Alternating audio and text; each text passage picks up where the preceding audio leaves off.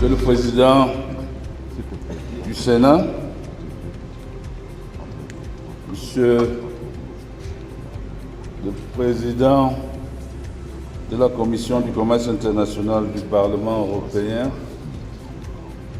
Excellences, Monsieur le Secrétaire général de l'Union interparlementaire, Excellences, mon ami et cher frère, le Président du Conseil général de l'OMC, Mesdames, Messieurs les parlementaires, je voudrais très sincèrement remercier Monsieur le Président du Sénat pour l'honneur qu'il nous a fait de nous inviter à cette session de l'Union interparlementaire axée sur la conférence ministérielle de l'OMC que notre pays abrite à partir de demain 26 mars jusqu'au 29 mars. C'est un grand honneur pour notre pays d'accueillir cette conférence ministérielle à un moment crucial, j'allais dire à la croisée des chemins du multilatéralisme commercial, menacé qu'il est par un retour en force de l'unilatéralisme et des pratiques protectionnistes. C'est en quelque sorte, comme on dit chez nous, ça passe ou ça casse. C'est un peu cela le sens de cette 14e conférence ministérielle de l'OMC qui se tient dans notre pays. Mais confiant capacité de négociation, de dialogue du Cameroun, nous pouvons dire que ça va passer, ça passera, ça ne cassera pas. C'est un honneur faire ça au Cameroun, mais c'est aussi une grande victoire de la diplomatie camerounaise, une victoire de notre chef de l'État, son Excellence Paul Biya, de son rayonnement, de son aura sur la scène internationale. Faut-il le rappeler? En 80 ans de multilatéralisme commercial, du moins si l'on se réfère aux accords du GATT, c'est la deuxième fois qu'un pays africain accueille une conférence ministérielle en 80 ans du multilatéralisme. Ça va au-delà du symbole. Cela montre l'importance de notre pays, l'impact de notre pays au sein du système commercial multilatéral et le rayonnement, je l'ai dit, de notre diplomatie. L'enjeu est de taille. Les parlementaires ont mis l'accent sur la réforme, j'allais dire la nécessaire, l'indispensable réforme de l'OMC. Le retour aux sources, l'aggiornamento.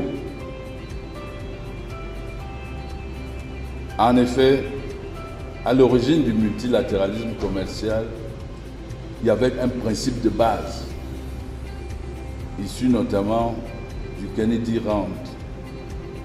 Il s'agissait, à travers le commerce, d'assurer le développement des États, la promotion du développement par le commerce, le principe fondamental du multilatéralisme. Malheureusement, au fil des jours, au fil des années, au fil des usages, la tendance s'est renversée et on assiste davantage à la promotion du commerce, passant par perte et profit la notion fondamentale du développement. Et c'est cette question-là qu'il faut résoudre, entre autres. à travers la réforme de l'OMC, retrouver les bases du multilatéralisme en mettant en avant la notion de développement des États et non la promotion du simple commerce. Pour cela, il faut des règles. Elles existent.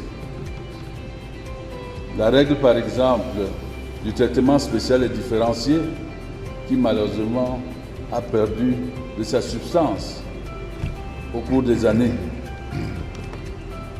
C'est le cœur du débat, c'est le cœur de nos discussions, c'est le cœur de la réforme. Une réforme des règles, un retour aux règles, au-delà du simple de la réforme sur le fonctionnement de l'OMC, le mode de prise de décision, c'est certes important, mais ce n'est pas plus fondamental que le retour aux règles. Nos États le peuvent, par le sens du dialogue. Le dialogue qui est le principe même de la démocratie parlementaire. Le dialogue, le consensus, l'écoute. Et nous aurons, oui, pendant les 4 jours de la conférence, nous aurons besoin d'être inspirés par votre souffle, le souffle parlementaire, dans la capacité de nous écouter les uns les autres, dans la capacité du dialogue, dans la capacité du consensus, et au final du compromis, afin que la conférence ministérielle de Yaoundé se termine, autant que faire se peut par une déclaration ministérielle forte qui donne le sens au futur, la poursuite des négociations. Les questions sont nombreuses. La réforme, il est évident que pendant 4 jours, nous n'allons pas aboutir forcément à la réforme complète telle que nous le souhaitons. Mais ce qui importe, c'est que le processus soit lancé et qu'un mandat clair soit donné à nos plénipotentiaires à Genève. Monsieur le Président du Sénat, je crois que vous avez eu raison d'organiser cette session en prélude à cette conférence ministérielle. Votre sagesse doit pouvoir nous inspirer. N'hésitez pas à donner des conseils aux différentes délégations. Nous sommes ouverts, nous sommes disponibles. Nous sommes preneurs du document final que vous allez adopter et qui va de manière certaine nous aider.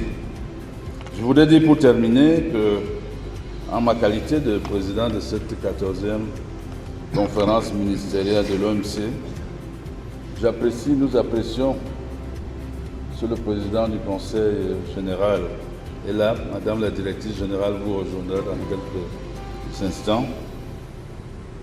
Nous apprécions la collaboration entre le Parlement et l'OMC.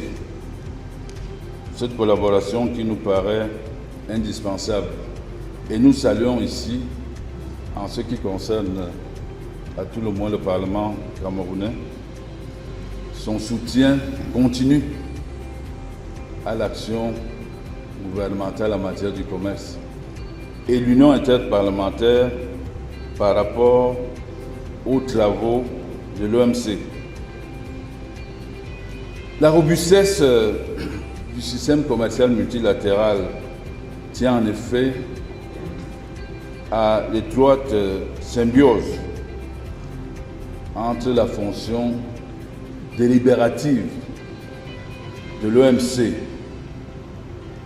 et celle des parlements nationaux qui participent en aval au processus d'internalisation des règles commerciales internationales. C'est donc en conscience de cette consubstantialité fonctionnelle entre l'Union interparlementaire et l'OMC que nous allons aborder les travaux de la conférence ministérielle de Yaoundé.